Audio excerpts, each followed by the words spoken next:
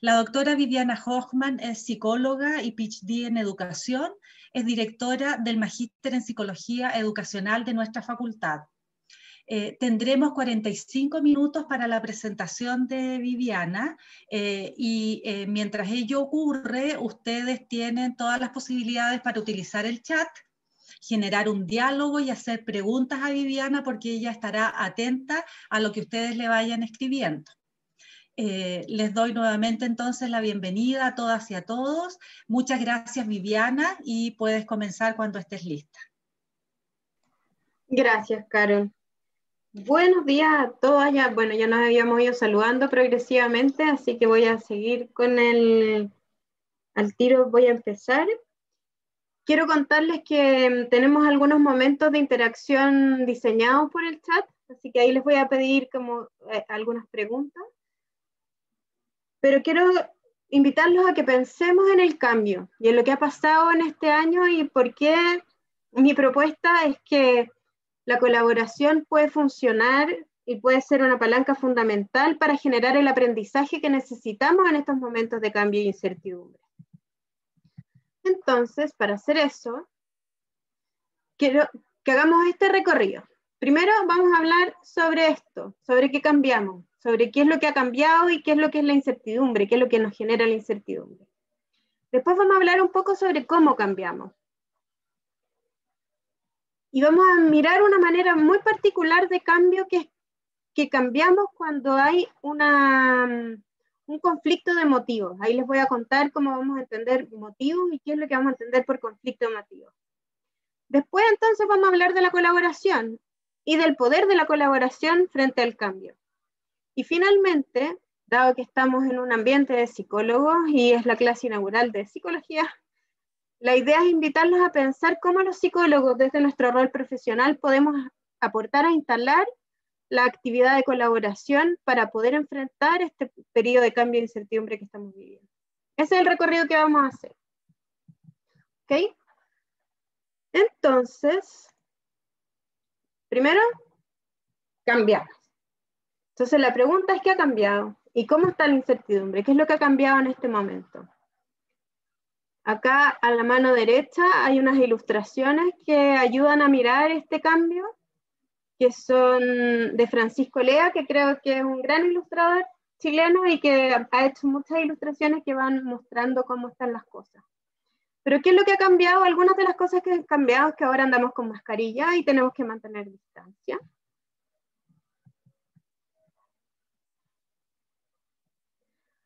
Ha cambiado que estamos más apurados, trabajamos y estudiamos sin parar, o esa es la sensación, ¿no? Que estamos trabajando mucho más que antes.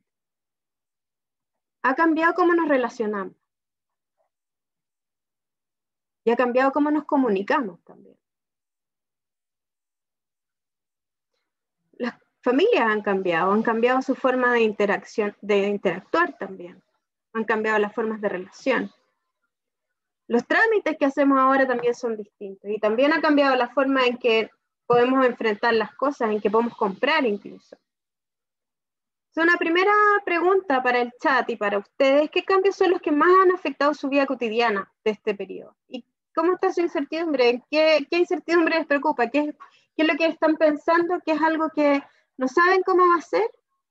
Y les genera dudas, les genera una pregunta sobre la situación. Les voy a pedir que comenten por el chat cuáles son los cambios que han afectado su vida en este último periodo, que pueden ser por la pandemia, pero pueden ser por muchas más cosas también. No pueden planificar mucho, más allá de una semana, es verdad. Hay poca interacción social, comenta Gustavo. Hay una dificultad por planificar.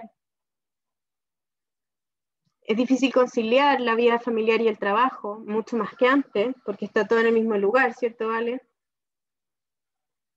¿Qué otras cosas cambian? ¿Sí? El encierro, estamos más encerrados, la falta de contacto cara a cara y lo emergente que surge en ese encuentro. Estás expectante de si la planificación tendrá que cambiar o no. O sea, podemos planificar, pero va a ir cambiando. La lejanía de los niños. Es difícil visitar a la familia.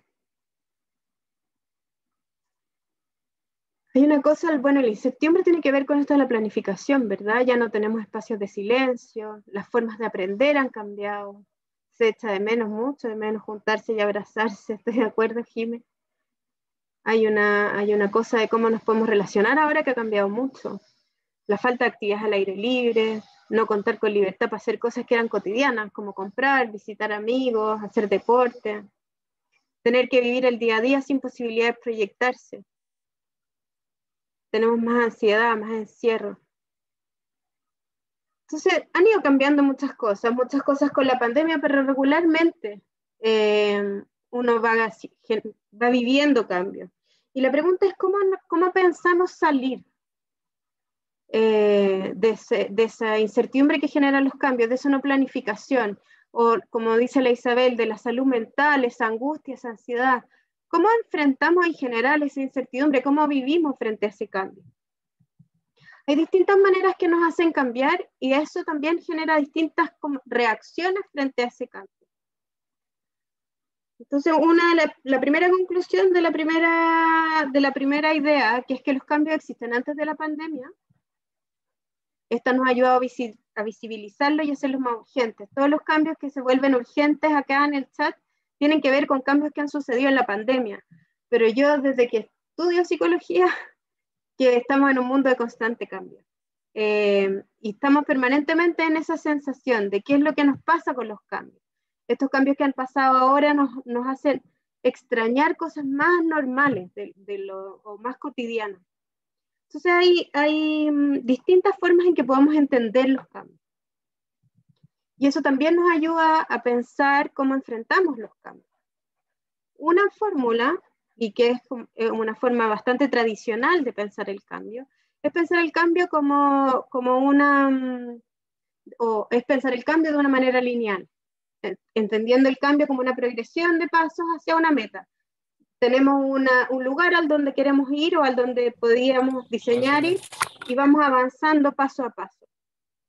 Esa es una manera bien lineal de pensar los cambios y eso también nos permite tener una proyección y una incertidumbre bastante más acotada. También podemos pensar los cambios como en la forma del equilibrio puntual. Entonces, que hay largos periodos de desarrollo que va uno aumentando y de repente se junta suficiente energía y suficiente potencial de cambio para que se genere una revolución. Este cambio puntual tiene mucho que ver con los cambios históricos, por ejemplo, como varias cosas van llevando hacia que se genere un nuevo equilibrio.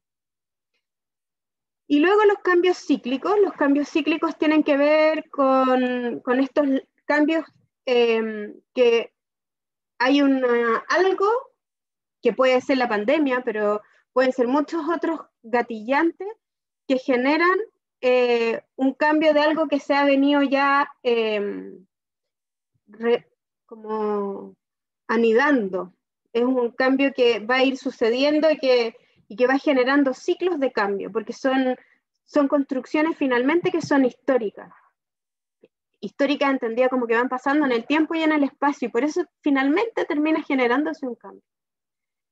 Si lo vemos con un poco más de detalle, cuando entendemos los cambios como progresión hacia una meta, se entiende el cambio a través de la planificación, el control, la medición, que es como muchas veces nosotros planificamos el cambio como psicólogos, que decimos queremos que se genere un cambio, nos ponemos una meta, y muchas veces para sustentar ese cambio de esa manera, tenemos que forzar un poco ese cambio, definir cómo vamos a incentivarlo, por ejemplo.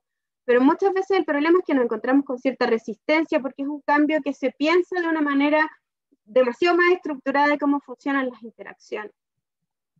Pero también podemos pensar el cambio, como les mostraba recién, como un equilibrio puntual, y al pensar el cambio con estas evoluciones y crisis, la sustentabilidad deja de ser un tema porque estamos en constante cambio, que es lo que hemos pensado, y el problema es que no hay mucho espacio para la agencia, porque en el fondo es como una consecuencia natural del desarrollo de la humanidad, la comprensión de este equilibrio puntual. Y nos vamos adecuando a esta forma de cambio. Y por último, este cambio cíclico, que quizás es el cambio más, o el pensamiento del tipo de cambio que es más orgánico y que nos permite pensar en la historia y en el esfuerzo humano del cambio, el cambio se entiende como un esfuerzo circunscrito a circunstancias institucionales e históricas. O sea, hay una condición contextual, hay una condición del momento, pero también hay una condición de la agencia humana en el sentido de la decisión de las personas de cambiar. La sustentabilidad requiere la estabilización de objetivaciones, quiere decir que lo que vamos a lograr tiene que ver con que vamos definiendo cuáles son los cambios y los elementos que vamos a querer ir instalando, concretando, incluso haciéndolo material. Y el problema que tiene este pensamiento de cambio cíclico, y que es la invitación de este momento, es pensar qué es lo que energiza y moviliza, cuáles son los drives del cambio humano. ¿Qué es lo que nos hace querer cambiar? Desde la teoría que les estoy hablando en este momento, lo que nos hace querer cambiar y nos hace querer cambiar como humanos contextualizadamente, y en este caso hemos querido hacer muchas cosas nuevas a propósito de los cambios de la pandemia, pero lo hemos hecho de manera muy distinta o muy linealmente, en el sentido que decimos, ya, ahora vamos a hacer las clases de esta otra manera, o vamos a tomar decisiones de esta otra manera, o nos hemos sentido víctimas del cambio, o hemos ido generando estrategias que son más orgánicas de cambiar. Y lo que dice esta teoría del aprendizaje expansivo, que el ciclo de cambio, entendido este ciclo de cambio como esta espiral con sentido y que incluye la historia, pero también la agencialidad humana, el ciclo es agenciado, dice, por las contradicciones acumuladas en los sistemas de actividad. Y el conflicto de motivos entre los participantes de la actividad es lo que es generado por estas contradicciones. Entonces, por ejemplo, empieza a pasar que las cosas que hacemos, los sistemas de actividad son simplemente las cosas que hacemos en un contexto determinado. Es como vivimos, cómo nos movemos, cómo nos organizamos. Entonces, lo que pasa es que cuando estamos en un momento sin demasiados conflictos, compartimos los motivos. Después les voy a mostrar una imagen que creo que es bien clara de cómo funcionan los motivos, que tiene que ver con lo que moviliza nuestras acciones. Cuando estamos en un momento que no requiere el cambio cíclico, los motivos están bastante alineados. Por ejemplo, no sé si es verdad, porque no sé si es la historia, pero yo podría pensar que en la escuela tradicional de principios de siglo, cuando la expectativa era enseñarle a leer y cuidar a los hijos de los obreros, por ejemplo, los motivos de la escuela estaban bien alineados, no había tanta tensión. Hoy día, cuando necesitamos desarrollar habilidades para el siglo XXI, los motivos que tiene la escuela tienen muchas tensiones, porque tenemos a los niños sentados de una manera, pero decimos que tienen que colaborar. Tenemos a los niños que no los dejamos mucho crear, pero decimos que son las habilidades que tienen que desarrollar. Y esas tensiones de motivos, de lo que moviliza nuestras acciones, hace que queramos generar cambio. Y cuando nosotros queremos cambio, ese cambio sucede en el colectivo. Porque lo que nosotros necesitamos es ir generando ese nuevo escenario que nos va a hacer sentido de motivos, porque los motivos no son personales, son colectivos. Entonces nosotros hoy día tenemos, por ejemplo, que pensar de otra manera la escuela para poder compartir algunos de los motivos que necesitamos compartir. Entonces los cambios suceden en la medida que los colectivos van generando ese cambio, en la medida que los colectivos se van poniendo de acuerdo en los motivos que van a estar detrás de las acciones que van generando. Yo creo que, si es que todavía no ha sido clara, que puede ser, en las siguientes láminas va a ir quedando más claro porque les voy a explicar un poco mejor lo que son los motivos. Pero por el momento quédense con la idea de que los cambios tienen que ver, o esta manera de entender el cambio, tiene que ver con que los motivos que movilizan a los sujetos están en tensión y por lo tanto hay un movimiento del sistema de tratar de buscar un motivo compartido. Y esa es una manera en que funciona el cambio más o menos naturalmente. Eso además se traduce en cosas como que cuando, por ejemplo, no tenemos la solución para algo porque la incertidumbre es muy grande, como por ejemplo en una empresa, que no sabemos ahora que, por ejemplo, no podemos vender, tenemos un restaurante y ya no podemos abrir para los clientes. Entonces la pregunta es, ¿cuál va a ser nuestro motivo siguiente? ¿Cómo vamos a resolver como colectivo que estamos participando de este restaurante esta nueva forma de enfrentar la situación en que está todo cerrado? Vale me pregunta, ¿qué ocurre cuando el colectivo está alineado en la idea de cambiar, pero no alineado hacia dónde? Lo que necesita alinear el colectivo son los motivos. Y los motivos no son los objetivos. Los motivos son eso que nos moviliza. Por ejemplo, en el caso del restaurante, querer tener un negocio que funcione y que no se muera. Y ahí podemos definir distintos objetivos, porque probablemente tenemos distintos roles dentro del restaurante, pero el colectivo que está alineado con la idea de cambiar es como el principio del mundo. La siguiente vuelta es cambiar para dónde, y eso es bien importante, que tengamos algún acuerdo y que construyamos un acuerdo colectivo. Entonces ahora la siguiente pregunta del chat es: ¿cuáles creen ustedes que han sido los conflictos que han generado los cambios de vida en este último año? Los conflictos que han vivido dentro de motivos que han vivido dentro de su vida. ¿Qué conflicto de motivos han encontrado? Entendiendo que los motivos son eso que moviliza la acción. Un poco, ¿qué es lo que hace que los colectivos que ustedes conocen hayan querido cambiar? Que haya esta idea alineada de cambiar, como dice la Vale. ¿Qué es lo que ha hecho que los colectivos estén buscando nuevas formas? El colectivo que sea. Un ejemplo, solo por si está muy difícil la pregunta, nosotros como colectivo de docentes universitarios hemos tenido que aprender a hacer clases de otra manera. El conflicto de motivos que hemos tenido es que algunos, es que necesitamos pensar la educación de otra manera y no la pensamos de una sola manera. Y eso nos ha tenido discutiendo, nos ha tenido buscando cambios, y no hay una manera que exista de antes de que hubiera este conflicto. Es una manera que hemos tenido que ir construyendo en el proceso de adecuarnos a este momento. Y por eso es colectivo, porque no es algo que uno solo va a resolver.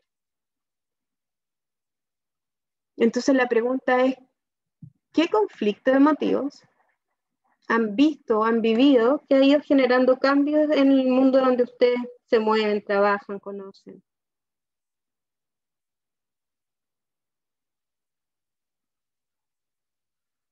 Voy a esperar un poco para que piense.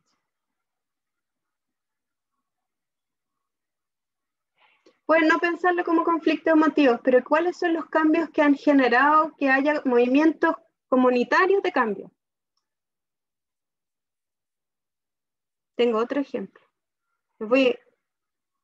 La prioridad de salud o los objetivos de aprendizaje. No entiendo eso. Cambio las reglas. ¿Ha habido cambio en las reglas? Sí. Ha habido cambio en muchas reglas. ¿En cuáles reglas han habido cambios, por ejemplo?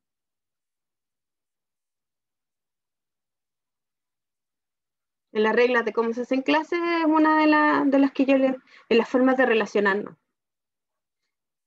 Ese es súper buen ejemplo, Jiménez, porque nos han cambiado mucho la forma de relacionarnos y nos ha costado. Hay una tensión de motivos importante que nos obliga a ponernos de acuerdo. No sé si han tenido invitados en su casa, por ejemplo, y que llegan con mascarilla y nos preguntamos: ¿cómo lo hacemos? ¿Nos saludamos o no nos saludamos? ¿Nos acercamos o no nos acercamos? ¿Andamos con mascarilla o no? Todas esas estrategias son estrategias de construir mundos posibles a propósito de las tensiones. La forma de proveer atención a nuevos contextos de confinamiento. También eso, Joche, pasa lo mismo. Son tensiones en los motivos, porque antes las formas de hacer atención tenían un móvil muy claro, pero ahora es muy distinto. Es distinto atender online que atender como atendíamos.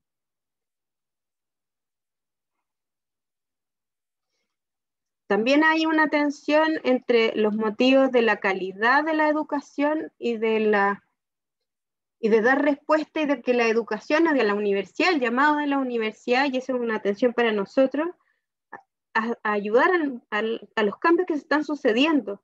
Y ese llamado a la universidad es interesante también, porque es un llamado a funcionar como colectivo, a participar del pensamiento conjunto. Que no están las condiciones que suponíamos para que la vida funcione como funcionaba. Eso, Isabel, es como esta forma de cambiar. Necesitamos volver a ponernos de acuerdo sobre varias cosas que la vida como la vida funciona hoy día, que no es como funcionaba. Y se generan muchos conflictos personales también, ¿no? Y todas esas cosas nos han ido generando la necesidad de pensar en cómo cambiamos, pero la obligación de empezar a pensarlo juntos. Porque no es lo mismo que yo me organice en cómo voy a cuidar mi salud, a que tenemos que volver a pensar la salud. No es lo mismo que yo como docente universitaria quiera ir a intervenir en un lugar, que tenemos que empezar a pensar que la universidad tiene que ayudar a los cambios que se han ido generando. Los cambios empiezan a ser y a tener sentido más colectivo. Sigamos a la parte 3, y ya es más hablar sobre la colaboración. Y la colaboración tiene un gran poder para ayudar a los cambios. Un poco ya se los he ido mostrando, pero acá dice: uno de los desafíos de la psicología frente a la incertidumbre que generan los cambios es generar condiciones para que surja el encuentro y la colaboración. Y aquí empezamos a entrar nosotros, porque una cosa es que yo diga, la verdad es que los cambios, si los entendemos de esta manera, requieren colaboración. Pero a continuación, también puedo contarles que la investigación ha mostrado en diversos momentos que la colaboración como práctica es bastante contracultural en muchas de nuestras culturas, y eso en la nuestra también es así. Entonces, a colaborar nosotros podemos aprender si lo entendemos como práctica cultural. Podemos aprender a colaborar y podemos aprender a generar las condiciones para colaborar. Y ese es un trabajo que en general nos piden a los psicólogos. Nos los piden en las escuelas, pero también los piden en la empresa, también nos los piden las parejas, las familias, las organizaciones sociales, los lugares de encuentro. Es bien transversal a nuestro pedido como psicólogos. Frente a los cambios se requieren redefiniciones colectivas, como les decía, pero también dentro de los colectivos aparecen las necesidades de las personas que son parte del colectivo. Las personas necesitan construir un sentido del cambio. Este sentido del cambio es de los motivos. El sentido del cambio, como decía la pregunta de la Vale, tenemos que ponernos de acuerdo en qué es necesario cambiar, pero el sentido del cambio tiene que ver más bien con por qué vamos a movilizarnos para cambiar hacia ese lugar. Se redefinen los valores entonces y las creencias de la comunidad. Se redefinen las definiciones de vida buena. En ese sentido, definiciones de vida buena es un concepto que ocupa una filósofa española que se llama Adela Cortina, que lo que dice es que cada comunidad genera sus definiciones de vida buena, de lo que espera, de lo que quiere que pase. Entonces, cuando nosotros como comunidad estamos muy alineados en un periodo de no cambio, digamos, que no sé si existe, como teóricamente existe, pero no sé si existe en la realidad, pero frente a un periodo de no cambio, nosotros tenemos ciertas concepciones de vida buena a las que aspiramos y en las que generamos ciertos acuerdos. Pero en periodos de cambio vamos redefiniendo esos valores y esas creencias de la vida buena. Y es lo esperable, y es lo que nos permite ir cambiando regularmente como cultura y como sociedad también. Lo que pasa es que podemos definir esas reglas de distintas maneras, de maneras más participativas, de maneras más hegemónicas, de maneras más contradictorias. Hay tantas maneras en que definimos, en que vamos generando las definiciones de vida buena.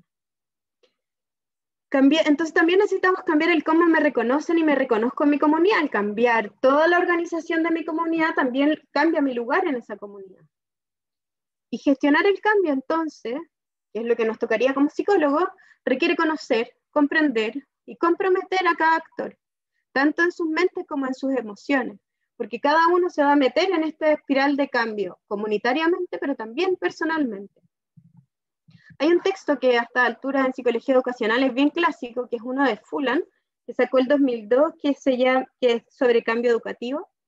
Y una de las claves que él propone es que es esto del sentido del cambio educativo, del sentido subjetivo.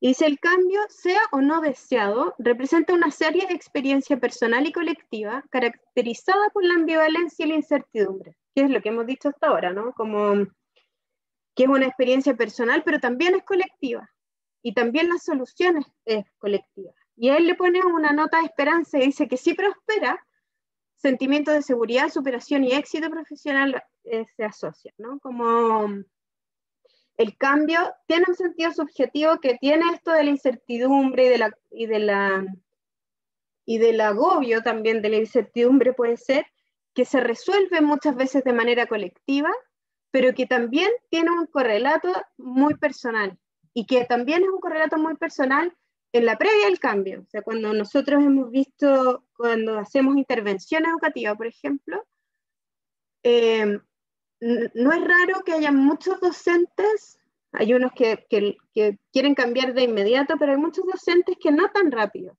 y que tienen que ir reconstruyendo el sentido subjetivo del cambio, su sentido del cambio para poder unirse a este cambio colectivo. Y esos son procesos que tienen tiempos distintos, que tienen formas distintas en los distintos sujetos. Y a eso también podemos aportar los psicólogos, a entender que las subjetividades son distintas, que los tiempos son distintos y que los cambios son un desafío para los que están. El cambio es más factible en una cultura colaborativa, entonces, que fomenta la experimentación y donde los fracasos e incertidumbres son motivos de aprendizaje y no signos de debilidad. En la misma línea de lo que decía, creo que fue la Vale, que estamos de acuerdo con el cambio, podemos tener acuerdos sobre para dónde cambiar y de los objetivos del cambio incluso, pero equivocarnos en el camino y que no nos vaya siendo tan fácil. Entonces, todos esos caminos colectivos que vamos construyendo requieren de una forma de interacción y de una forma de relación que les vamos a llamar cultura colaborativa por el momento, y que es esta forma de interacción y de relación que nos permite equivocarnos, que nos permite vivir en el fracaso, en la incertidumbre, y que pone por sobre nuestra necesidad personal de resolver el cambio, la necesidad colectiva de tener un nuevo escenario de actividad en que estamos todos de acuerdo, o que tenemos muchos acuerdos. El poder de la colaboración en educación hay algunas muestras de lo poderosa que es, ¿no? Por ejemplo, el trabajo colectivo entre maestros tiene mayor efecto en el aprendizaje de los estudiantes que el talento individual de cada maestro. Eso ha sido estudiado y se ha visto que funciona de esa manera. La exposición frecuente a nuevos comportamientos es el mejor predictor de cambio en el comportamiento individual. El factor al interior de las escuelas con mayor impacto en el aprendizaje de los estudiantes es la eficiencia colectiva de los maestros. La mejora en la productividad y la creatividad resulta en la combinación adecuada entre colaboración enfocada y exploración. Hay una cosa con la colaboración que es el permiso para equivocarse entre todos y buscar una meta entre todos, y que se ha demostrado en distintos momentos, en distintos espacios de la escuela, por lo menos que en el mundo donde yo vivo, que va generando un distinto efecto en el cómo se enfrentan las diferencias. En ese sentido, la colaboración puede funcionar tanto a nivel de aula, como los niños aprenden y cómo van construyendo un sentido colectivo de aprendizaje, en que aprende cada uno, pero también aprenden como colectivo. Lo mismo que el desarrollo de los profesores, o que el desarrollo de los equipos directivos, o de las redes de equipos de colegios directivos, o que las redes internacionales de desarrollo de políticas educativas, por ejemplo. En todos esos niveles se ha demostrado lo mucho mejor que es la colaboración en términos de su efecto en el logro de los objetivos que se proponen, sean los objetivos que sean. Otra pregunta entonces. ¿En qué más la colaboración puede aportar al cambio? Porque hemos mirado en el aprendizaje de los niños, en lo de los estudiantes. Yo les dije de mi mundo educacional, pero yo creo que hay otros mundos en que la colaboración también puede aportar al desarrollo. Yo sé que acá no todos somos educacionales, a pesar de lo que hemos intentado con algunos, pero aunque no seamos educacionales, somos todos psicólogos. Yo creo que sí podemos pensar en cómo la colaboración puede aportar al cambio del lugar donde ustedes están. Mira, no había visto lo que había puesto Sergio, que dice la educación siempre es un proceso de cambio e incertidumbre. Es verdad. Y en ese sentido, Sergio, ¿qué es lo que ayuda a la colaboración? ¿Qué es lo que nos ayuda a instalar la colaboración en la educación, dado que siempre es un proceso de cambio e incertidumbre?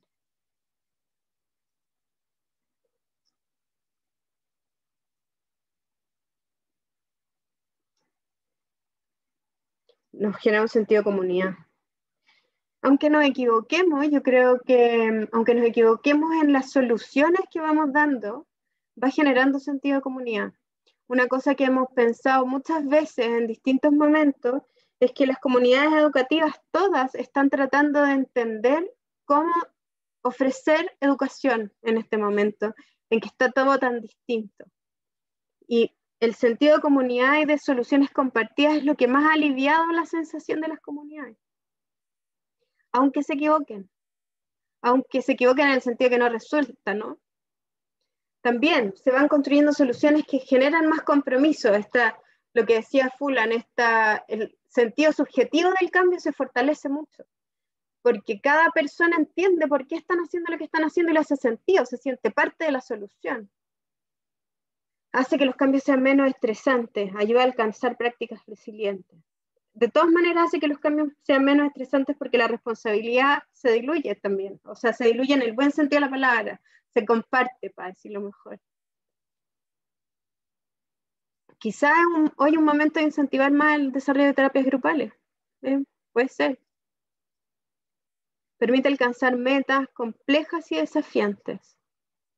Oye, voy a volver a esto de las terapias grupales. Yo creo que también es un momento, y que siempre ha sido, pero en los momentos de más incertidumbre y más cambio, de sostenerse como profesionales también. O sea, quizás es un momento en que los terapeutas de a uno generen más vínculo con otros terapeutas de a uno para que tenga una red, porque a los psicólogos educacionales se nos protege un poco más esto de trabajar en instituciones. Pero se necesitan las redes para enfrentar los cambios también por toda esta cosa emocional que ha ido apareciendo, ¿no? Permite alcanzar metas complejas y desafiantes, además, como que vais teniendo manos complejas, más manos, más maneras de mirarlo también. Sí, pues te va generando una identidad de colectivo que está en colaboración y que está en construcción de una salida. Y por último, el último paso, son estas ideas, son ideas que vienen, no se me ocurren a mí, se me ocurre elegir las dos nomás, pero hay dos ideas principales que nos permitiría como psicólogos aportar a la instalación de la colaboración. Dije dos ideas y después pensé cuatro, pero son dos, ¿verdad? Una tiene que ver con pensar en la colaboración de esta manera, como una actividad cultural, como una actividad que se instala en una comunidad que tiene unas maneras de hacer. A eso se refiere lo cultural de la actividad. Por otro lado, podemos ayudar a movilizar motivos para esta colaboración, o sea, ayudar a que las comunidades se instale una manera de interactuar colaborativa que tenga motivos compartidos y que por lo tanto vaya dando sentido también a la subjetividad de las personas, pero también al movimiento comunitario. Y por último, podemos facilitar los escenarios de actividad. Estas son las condiciones en que esta actividad cultural se desarrolla. Y por último, podemos colaborar. Podemos transformarnos en parte de estas comunidades. Nosotros hemos discutido mucho en el rol del psicólogo si somos facilitadores, acompañantes, orientadores, directores de orquesta. Esa es una discusión que podemos tener infinitamente dentro de la psicología. Pero hay una parte que nosotros sí podemos transformarnos en actores relevantes y lo hacemos de las comunidades que estamos acompañando a cambiar, de las comunidades, de las familias, de los que sea. Entonces, el aporte de la psicología, como les decía, era la actividad cultural, se me quedaron las dos imágenes metidas, pero es lo mismo. Entonces, partamos por esto de la actividad cultural, entendiendo la actividad como actividad cultural, es un aporte pensarlo así, porque nos permite pensar que lo más relevante de esta actividad son los motivos que se ponen en juego y por lo tanto nos podemos meter por ahí dentro de los sentidos, la subjetividad del cambio. La colaboración incluye desacuerdos, roles en tensión y momentos descoordinados. Entonces no estamos diciendo que esto es una actividad necesariamente que fluye, pero es una actividad de interacción. Y por lo tanto tiene toda la complejidad que tiene la interacción. De hecho, sin embargo, el desacuerdo podría ser muy importante para aprender. O sea, no suponemos que instalar la actividad como actividad cultural es instalar una forma de ser todo hippie, hermano y nunca pelear, sino más bien es instalar una forma de construir algo colectivo, que tiene toda la complejidad de construir algo colectivo, y en ese sentido nuestro rol profesional podría ser muy importante en facilitar las interacciones y las tensiones y las contradicciones. Su forma se constituye por la participación de todos en un contexto específico y en un escenario de actividad, y por eso vamos a hablar en unos minutos más del escenario de actividad. El escenario, entonces, y para poder entenderlo como una actividad cultural, hay una imagen que a mí me parece muy gráfica, que es la del baile, donde uno puede entender que las actividades en 3 planos, o desde 3 maneras de enfocar de la fotografía. Uno es el escenario, que es donde las cosas suceden. Otro es el de los bailarines, que es el plano personal, de cómo es cada uno dentro de esta actividad, cómo es cada bailarín en el baile. Y otro es la interacción, que es el baile mismo, que es lo que sucede en la interacción de los bailarines en este escenario de actividad.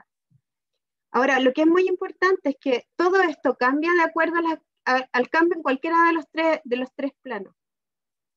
Si nuestro escenario es un escenario, por ejemplo, en Broadway, con luces, el tipo de baile va a ser el de Broadway, con brillos, con luces, amplio. Los bailarines tienen, ojalá van a ser buenos bailarines, llegar a Broadway no es tan fácil, y probablemente son bailarines que han bailado juntos y tienen cierto grado de conocimiento el uno del otro. Pero el escenario puede cambiar, el escenario puede ser ahora en la calle, en un tango, en Buenos Aires, y los bailarines pueden ser unos señores mayores que bailan tango hace años. El baile va a ser muy distinto. Los escenarios, cuando uno entiende la colaboración dentro de la actividad cultural, de alguna manera dan espacio y van determinando la forma que puede tomar el baile. Pero todos estos 3 elementos, el plano comunitario, el plano interpersonal y personal, son parte de la actividad y de cómo la entendemos, y es lo que podemos movilizar. Nosotros como psicólogos podemos generar distintos motivos que tienen que ver con los bailarines y el plano interpersonal y distintos escenarios, y influir en ellos. Acá hay una explicación de lo que son los motivos, o un ejemplo, o una imagen. Les voy a contar imágenes porque creo que ayudan mucho más a entender estos conceptos que son complejos. Lo que podemos hacer como psicólogos entonces es pensar y acompañar a las comunidades a pensar en sus motivos. Y estos son los motivos. Dice Leontief, que es el que inventó la teoría de la actividad. Dice, cuando los miembros de una tribu están cazando, cada uno tiene objetivos separados, y está a cargo de distintas acciones. Algunos espantan a la manada de animales para que corran hacia otros cazadores. Y ahí pueden imaginar otros matan, otros tienen otras tareas. Otros asustan, otros tapan el lago, qué sé yo. Estas acciones tienen objetivos inmediatos, pero el motivo real se encuentra más allá de la caza, y es obtener comida y vestimenta, es sobrevivir. Lo que hace que los cazadores no puedan evitar ir a buscar mamuts es que quieren sobrevivir. Eso es lo que tenemos que buscar en nuestras comunidades. ¿Qué es lo que nos moviliza a hacer algo juntos, teniendo roles distintos, teniendo diversidad de motivos también existentes al mismo tiempo? Porque puede ser que tengamos miedo también, y que nos pasen distintas cosas, y que queramos irnos, y que queramos cambiarnos de tribu hasta. Pero lo que nos aúna y que nos hace espantar al mamut para que el otro lo case es que queremos sobrevivir, todos. Esos son los motivos que tenemos que encontrar, que es lo que alinea a esta comunidad a funcionar de la misma manera. Para comprender por qué son significativas esas acciones separadas, es necesario comprender el motivo que hay detrás de toda actividad. Las actividades tienen siempre un motivo que hace que los sujetos estén detrás de la actividad. Los motivos no surgen desde un llamado interior de las personas, sino que se construyen en su interacción con el espacio social, o sea, es algo que nosotros podemos ayudar a construir como psicólogos en una comunidad. Los motivos se van desarrollando en la medida que las personas se van involucrando en distintas situaciones sociales. Los escenarios de actividad tienen motivos. O sea, por ejemplo, un ejemplo muy típico en los escenarios de actividad, la iglesia nos invita a tener cierto tipo de actitudes y cierta forma de estar, porque su motivo para nosotros es muy claro. Mientras si vamos al estadio, los motivos que tiene ese lugar son muy distintos, y nuestras actividades dentro de ese lugar son muy distintas también. Pero si se fijan solo el escenario, iglesia y estadio, nos hace entender cuáles son los motivos que hay detrás de eso. Los motivos son jerarquizables, y esta jerarquía cambia en el tiempo. O sea, de repente puede ser que nuestro motivo principal es aprender algo, pero de repente nuestro motivo principal es ser querido, y de repente nuestro motivo principal es controlar la situación. Esos 3 motivos conviven en las salas de clases escolares permanentemente, por ejemplo. y van cambiando de jerarquía, se vuelven unos más importantes que otros regularmente. Se asocian a las metas, pero como ya vimos en el ejemplo de los mamuts, no son las metas, son las condiciones que hacen que queramos poner esas metas y seguir las metas. Y el sentido de hacer compares está alto en la jerarquía de los tiempos. O sea, hoy día necesitamos, uno de los motivos principales es poder hacer compares en sí mismos. El punto es, ¿qué más o qué otro motivo, además de estar con otros, podemos ir generando y apoyando a las comunidades para hacer?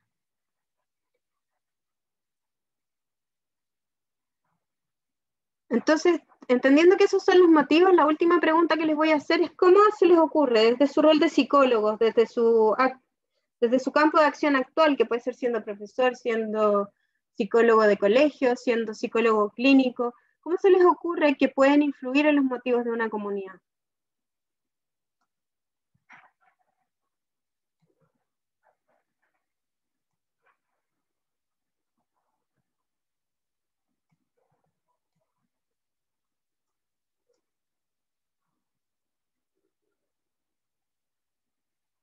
Voy a volver para atrás, conversando, co-construyendo, claro, tratando de buscar cuáles son los motivos que hay hoy día, cuáles son los motivos que hay en común. Que quizá hay dentro de los escenarios en que estamos, ya hay motivos nuevos que han aparecido porque hay escenarios nuevos que han aparecido. Esto va a ser las aulas en que conviven, pero virtuales, nos genera toda una nueva vida de motivos y de formas de por qué estamos ahí y cómo estamos ahí. Es verdad, muchas veces están súper poco claros. Y de repente puede ser que en esas conversaciones lo que uno puede traer es cuáles son los que no estamos viendo, porque como decía la lámina anterior, si se fijaron, los motivos son construcciones que van apareciendo y que no son solo construcciones de una persona, sino que son construcciones que se van generando en el colectivo y en la forma de hacer las cosas. De todas maneras, gestando espacio de comunicación, encuentro, buscando cuáles son los motivos comunes, haciendo visibles, los motivos son súper invisibles porque son parte de nuestra cultura. Entonces, visibilizarlos sin duda es un gran aporte. Y pueden haber muchos motivos de tensión, eso de todas maneras, y eso es lo que moviliza los cambios, si se acuerdan del principio de las cosas.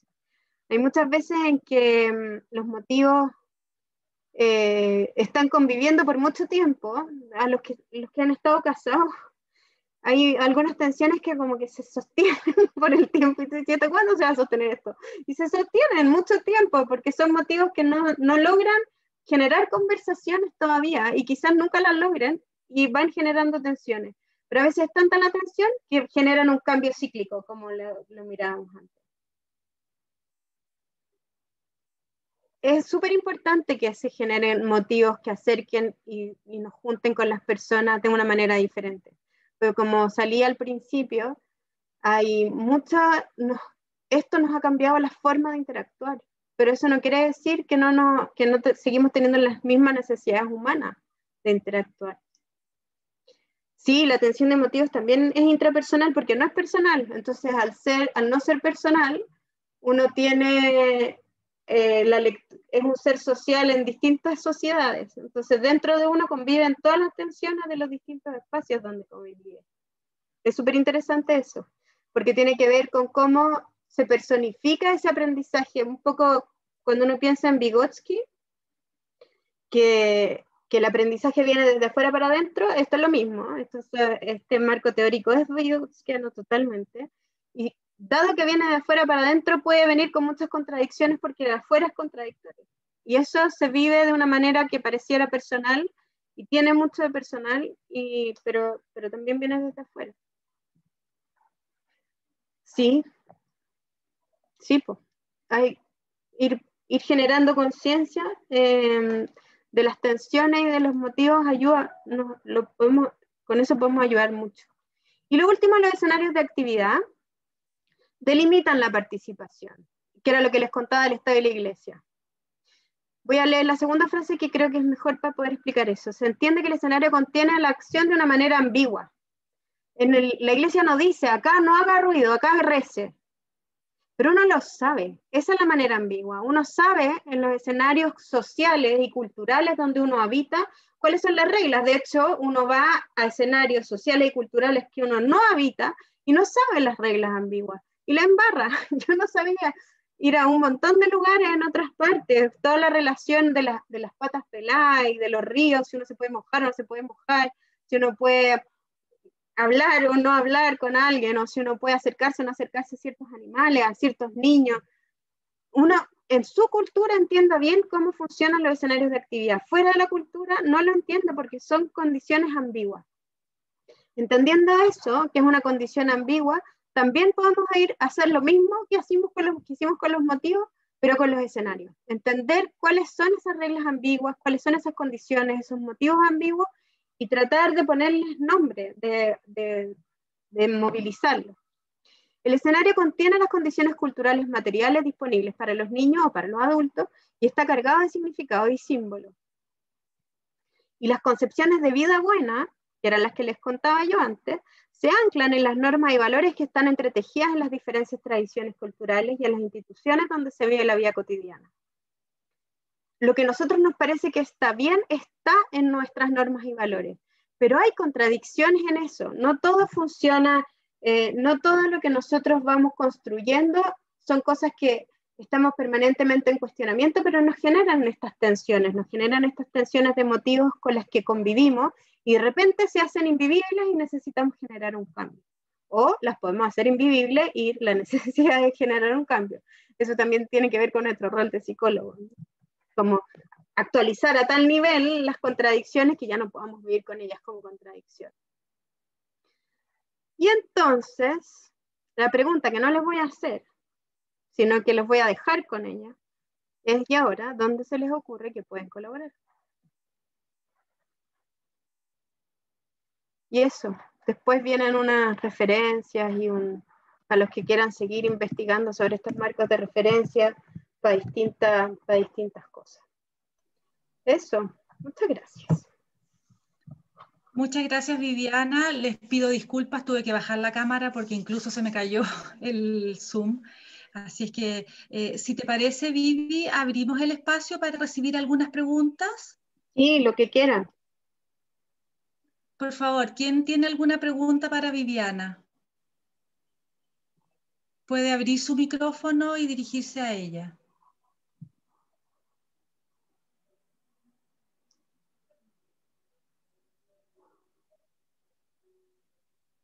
O comentar cosas como la Vale. Muy bien, qué bueno que te gustó.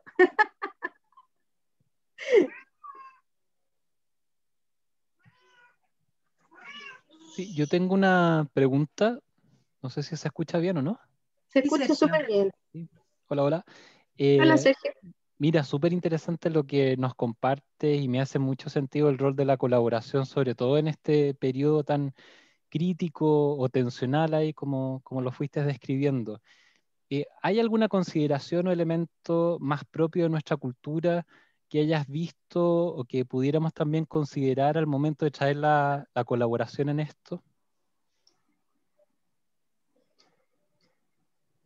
Hay varias cosas como diferencias culturales que son entretenidas de conocer. Por ejemplo, el tipo de reglas que nosotros establecemos para colaborar son contradictorias, porque nosotros como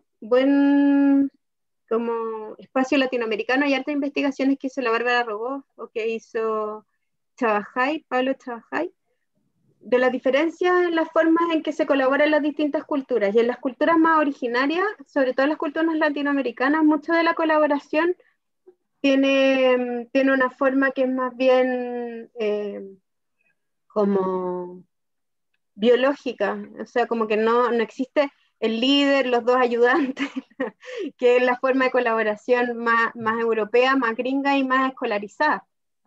Entonces nosotros vivimos en esa contradicción. Nosotros colaboramos bien de una manera menos articulada y tendemos a hacer articulación. De hecho, si tú lo miras en los niños que todavía no están tan socializados en general, mientras más chicos, tienen una forma de colaborar bastante más, en términos de reglas, bastante más orgánica.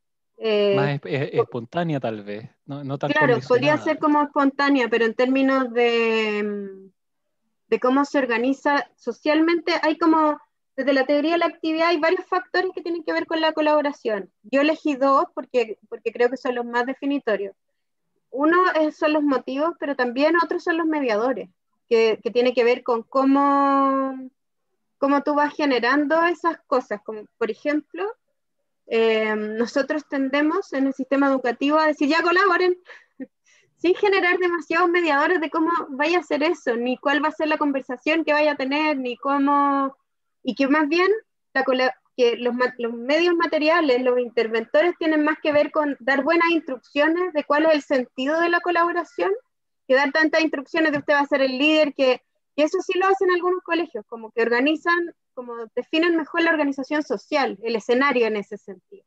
Entonces tú puedes elegir cosas como ayudar al escenario, pero yo creo que lejos lo que más se necesita en una cultura como la nuestra, que no está acostumbrada a este tipo de interacciones, es buscar el sentido y desde el sentido ir construyendo la forma de dar cuenta del sentido. O sea, estamos todos de acuerdo en que vamos a cambiar, como dijo la Vale, estamos todos de acuerdo en que queremos cazar mamut y sobrevivir, ahora organicemos cómo lo hacemos. Y no al revés, pues, que es como lo hacemos en general. Vamos a organizar, usted va a ser el líder, usted va a ser el ayudante, usted va a ser no sé quién, sin demasiado sentido, porque lo vamos a hacer. Acá yo creo que también hay una oportunidad cuando hay tantos cambios, porque tenemos un problema. O sea, yo creo que si tú vayas a sentar a cualquier director de colegio hoy día y le decís, ¿por qué no pensamos en cómo nos relacionamos mejor con las familias? Se sientan todos, porque de verdad que está siendo un problema para todos. Puede ser un motivo de movilización, pero que genera muchas contradicciones internamente. Los profesores están enojados, encuentran que le ocupan tiempo, que no es su pega, no sé qué. O sea, hay que generar una conversación que te permita hablar sobre esas contradicciones, sobre que mi motivo principal es que los niños aprendan no cuidar a la familia, mi motivo principal es que los niños, es cuidar a los niños y su bienestar socioemocional, no tiene nada que ver con la familia. Entonces la pregunta es, ¿por qué hacer algo con las familias tiene que ver con ese motivo principal que tú tienes? Que tiene que ver con que los niños aprendan y estén bien emocionalmente. Pero es una Concuerdo construcción. mucho contigo, eso de la conversación me parece fundamental. Fomentar Pero es espacios de súper guiada. conversación del sentido. Claro, pero es una conversación súper guiada, porque si no se te va a la logística y a la casuística. Muchas gracias. De nada. Muchas Teresita. gracias. Teresita tiene la mano Perdón, claro. levantada. Y bueno, muchas gracias, súper interesante, la verdad. Y también quería irme como a la más concreta, así como, bueno, algunas como recomendaciones así para poder instalar estos espacios, ¿no? Que como tú dices, culturalmente no están no necesariamente estamos poniendo las cosas en el lugar donde hay que ponerlas, no necesariamente nos ponemos de acuerdo en aquello que es primero para poder realmente llegar a generar espacios colaborativos. Yo creo que en el contexto actual se hace realmente urgente el poder aprender nuevas formas, entonces como eso, si hay como ejemplos así como de cómo se lleva eso, no sé, por el ambiente, al ambiente, a distintos, ¿no? ¿Cómo? No, eso, cómo se puede como implementar, ¿no? ¿Qué recomendaciones? Yo creo que mi propuesta de esta vez es meterse por esos dos lados, como ir a construir los sentidos de propósito de por qué nos gustaría hacer algo juntos.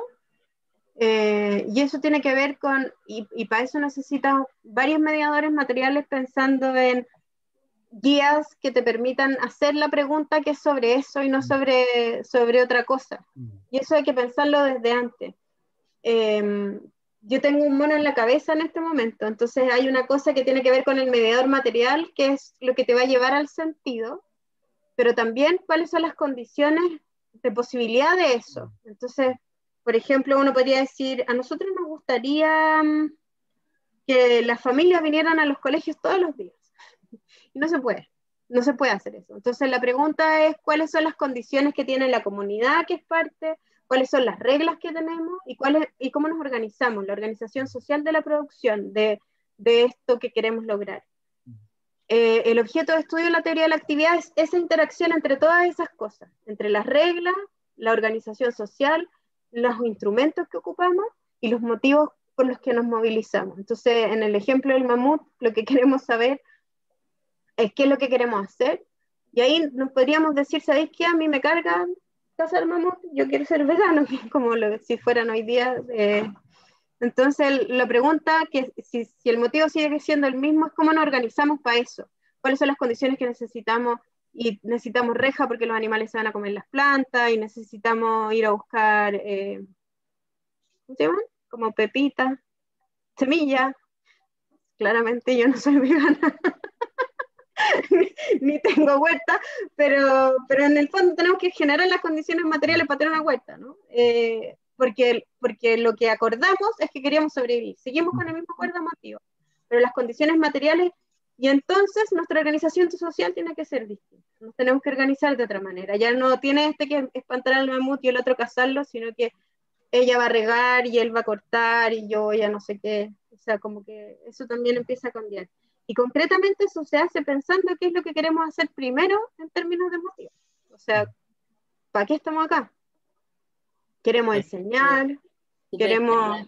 Tipo, es como muy interesante, perdón por interrumpirte, pero porque en el fondo también en esta definición de los motivos, que son construcciones colectivas, puede ser que en el fondo las definiciones previas que cada persona trae, no necesariamente se ven que están en un mismo nivel, pero al final el diálogo y esta conversación, y a poner como el fin al final, te das cuenta que pueden estar siendo distinciones distintas, pero en el fondo están enfocados también a aspectos que sí hay como áreas achuradas donde sí se puede construir algo conjunto. Entonces, Sí, pues, es que claro. eso es súper claro, porque voy a volver al ejemplo de los mamuts, pero probablemente hay otros motivos, y por eso se habla de la jerarquía de motivos, que también están al mismo tiempo. O sea, quizás alguno de ellos peleó con su señora en la mañana antes de ir a cazar mamut, y también está con el motivo de resolver su dilema familiar. A nosotros nos pasa lo mismo. Nosotros estamos en un momento con un montón de motivos que conviven, y los ordenamos y los jerarquizamos en la conversación con esta comunidad, y por eso se habla de la comunidad y la decisión comunitaria, porque esta comunidad de colegio, por ejemplo, requiere relacionarse mejor con las familias en este momento, con estas condiciones, y estamos todos de acuerdo. Y eso quiere decir que lo que queremos, y eso es una cosa que hacen muy poco en los colegios, que es definir qué es exactamente esa mejor relación con las familias que queremos hoy día. Entonces termina una cosa ambigua, rara, poco, que no le hace sentido a ningún profesor porque les da rabia, o a muchos les da rabia tener que hacer eso porque no es su pega, porque ellos están en este mundo para enseñarle a los niños y no para hacer felices a las familias. Esa conversación no podría ser posible si ellos entendiera bien cuál es el sentido de mejorar esa relación. Eso, y lo otro es generar estos escenarios que permitan eso, po. O sea, yo puedo generar participación y colaboración siempre y cuando el escenario así lo permita. O sea, nosotros, a mí me pasó en la tesis del doctorado que había una profesora súper culposa y súper matea que se sentía muy mal porque no hacía más colaboración en la sala. Pero ella vivía en un escenario en que eso era completamente imposible. Estaba absolutamente como torpedeada de cosas de control de los niños, y el motivo principal de esa institución es el control de los niños de a uno, la competencia, el premio individual. O sea, era absolutamente absurdo que ella pensara, no le dije eso, ¿no? Pero en ese escenario de actividad era muy difícil que ella lo lograra, independiente de lo matea que ella era, porque ella lo trataba de hacer, pero no resultaba, los niños nunca habían hecho algo así, era muy contracultural. Entonces los escenarios que tienen que ver con las condiciones, que tienen que ver con las reglas, que tienen que ver con los medios materiales también, estar en una sala en que todos los niños miraban para adelante, en que no había espacio para poder hacer cosas juntas, no tenían acceso a materiales los estudiantes. Versus otro colegio en que las condiciones materiales, todas decían colaboren entre ustedes. Los niños podían salir, los materiales estaban ahí, las mesas estaban todas juntas.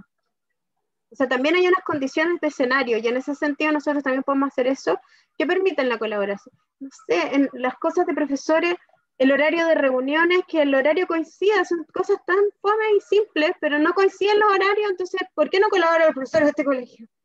¿Cuándo? ¿Cómo? ¿Dónde? No hay sala de profesores, no caben en la sala de profesores. Son así de concretas las cosas. Gracias, Teresita. Gracias. Jorge, ¿también tienes levantada la mano? ¿Aló? ¿Aló? ¿Hola? Hola, buenas tardes a todos, a todas. Yo tengo una pregunta de lo que está exponiendo Viviana y cómo conversa eso con el anuncio que hace Figueroa hace una semana sobre el foco del Mineduc. Hoy día son tres ejes, ¿no? Uno, obviamente producto de la pandemia, y los estudios que han hecho y los estudios que hemos echado de afuera es que el rezago académico es como de 1 año y medio, ¿no? Y ese 1 año y medio además es desigual, por lo tanto los sectores más vulnerables probablemente sea el doble o quizás más. Entonces se ponen 3 ejes estratégicos: recuperación de aprendizajes, contenido, currículum en el fondo; 2, desarrollo socioemocional o competencias emocionales; y 3, retención escolar, como los grandes ejes producto de la pandemia. Entonces, ¿cómo eso conversa con lo que planteas respecto a la colaboración? Y 2, ¿cómo se podría estudiar eso? Sería interesante como armar un estudio ahora como casi experimental en línea, con grupos que colaboren, grupos que no colaboren, y cómo estas otras dimensiones son causa-consecuencia, y cómo eso se podría explorar metodológicamente. Súper. Sobre el desarrollo de habilidades socioemocionales y la colaboración, no sé si hay harta, pero hay investigación que muestra que tiene una relación. Ahora, intuitivamente no pueden saberlo, digamos, pero metodológicamente y como investigación está súper demostrado que tiene que ver. Y uno intuitivamente podría decir, evidentemente, si es una relación que te obliga a relacionarte con otros, que te obliga a posponer, que te obliga a ser como, a poder estar centrado en ti mismo, etcétera, desarrolla habilidades socioemocionales. Nosotros hemos tenido una conversación últimamente con la Comuna de Providencia a propósito de esto, a propósito de esta petición de desarrollar más habilidades socioemocionales, que yo siento que detrás también tiene que ver como con las condiciones de generar un escenario de relaciones que sea más de cuidado del bienestar. No es algo que necesariamente explicitan, pero que lo asocian. Asocian el desarrollo de habilidades socioemocionales con tener espacios de mayor contención emocional, de mayor bienestar emocional. Entonces a mí por lo menos me pasa que yo no separo demasiado las 3 cosas. O sea, yo creo que, y también lo hemos visto en distintos artículos, la retención escolar tiene harto que ver con el tipo de relaciones que los estudiantes tienen. O sea, independiente de la retención escolar tiene harto que ver con que las instituciones escolares terminan echando a los niños y no se hacen cargo de las interacciones ni el bienestar de los estudiantes, sobre todo los que tienen más conflictos. Yo creo que los aprendizajes funcionan mejor cuando las condiciones de interacción y las condiciones de mejora están mejor también. Entonces, en términos del espacio que les estamos generando a los niños para que aprendan, me parece que hay consistencia en ese sentido. El problema que tiene el ministerio, y que no lo tiene este ministerio, sino que tiene el ministerio en general, o sea, no de este gobierno, sino de todos los gobiernos, es que asociado al aprendizaje pone una serie de tensiones para que los profesores puedan ejercer su rol de docente. Como el control de las conductas docentes, el aumento de las demandas de cosas como administrativas. Entonces, yo creo que si el ministerio disminuyera la atención en el control y aumentaran el apoyo a que los profesores puedan hacer esto, que es generar comunidades de colaboración entre los niños, colaboración entre los docentes, que se apoyen en cómo enfrentar esto, podrían generar aulas que generen más bienestar, que generen más colaboración y por lo tanto más aprendizaje. O sea, yo encuentro que están todos alineados. El problema es que lo que no está alineado es la política, en el sentido que a los profesores se les evalúa de a uno, a los estudiantes se les evalúa de a uno, no se premia de ninguna manera que hayan espacios de colaboración o bienestar. O sea, lo más cercano que tenemos a la evaluación y premiación de esas cosas son los otros indicadores de aprendizaje socioemocional, que están lejos de ser de habilidades socioemocionales todavía. Ahora, la Agencia de Calidad acaba de generar un instrumento que no es el mejor instrumento, pero algo es algo, para poder medir el bienestar socioemocional, y tiene que ver con eso, tiene que ver con cómo se generan las condiciones para que ese bienestar suceda y que al mismo tiempo suceda el aprendizaje. Además que hoy día tenemos la suerte, por suerte, de que hay menos objetivos, que eso también ayuda un poco. Uno de los grandes problemas que hemos tenido históricamente con el desarrollo de habilidades socioemocionales es que la cantidad de objetivos de aprendizaje que pone el ministerio son tantos que compiten efectivamente, porque tenéis que estar todo el día viendo objetivos de contenido. En cambio ahora hay menos. Y lo de las diferencias sociales es dramático.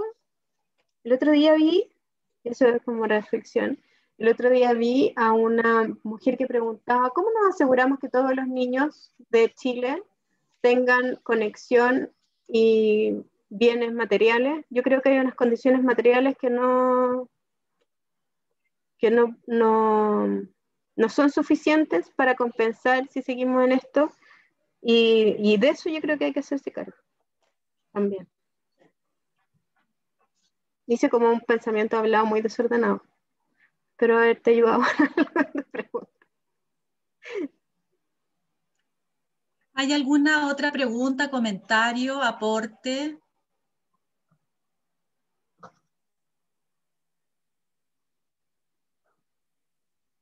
Parece que no. Vivi, ¿quieres decir las últimas palabras de cierre?